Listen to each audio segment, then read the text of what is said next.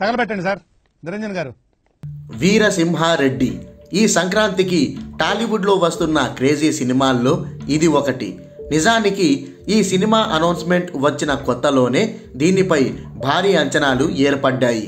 ఎందుకంటే ఈ సినిమాకు కమిట్ అవ్వడానికి ముందు ఒకవైపు అఖండతో బాలయ్య, మరోవైపు క్రాక్తో గోపీచంద్ మలినేని తమ కెరీర్లలోనే బిగ్గెస్ట్ బ్లాక్ బస్టర్స్ అందుకున్నారు.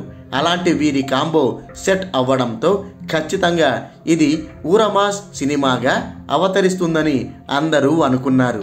అది ఆల్మోస్ట్ నిజమేనని పోస్టర్లు, టీజర్ అండ్ ట్రైలర్ నిరూపించాయి.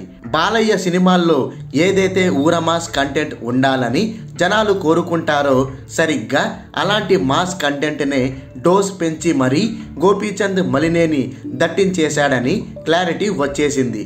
దీంతో ఈ సినిమాపై అంచనాలు తారాస్థాయికి చేరుకున్నాయి.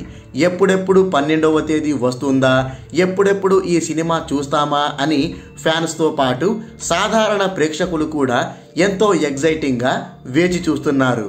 ఇలాంటి సమయంలో ఈ సినిమాపై ప్రేక్షకుల్లో మరింత క్యూరియాసిటీ పెంచేలా మరో క్రాకింగ్ న్యూస్ తెర మీదకు వచ్చింది.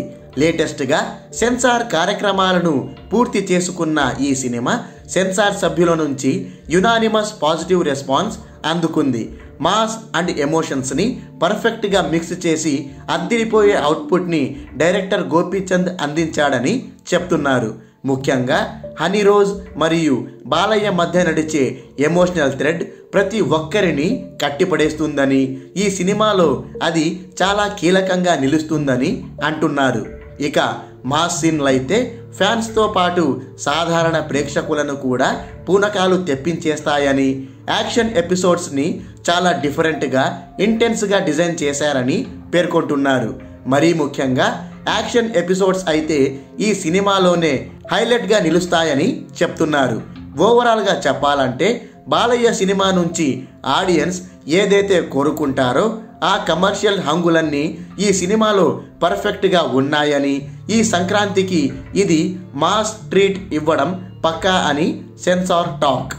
ఈ విధంగా సెన్సార్ సభ్యుల నుంచి పాజిటివ్ రెస్పాన్స్ రావడంతో ఈ సినిమాపై అంచనాలు అమాంతం పెరిగిపోయాయి.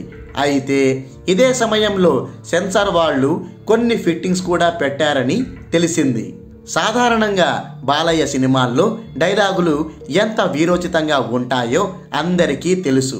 ఆ డైలాగ్స్లో ఎమోషన్స్ని బలంగా పండించేందుకు రైటర్స్ అప్పుడప్పుడు బూతు పదాలను కూడా డైలాగుల్లో జోడించేస్తారు.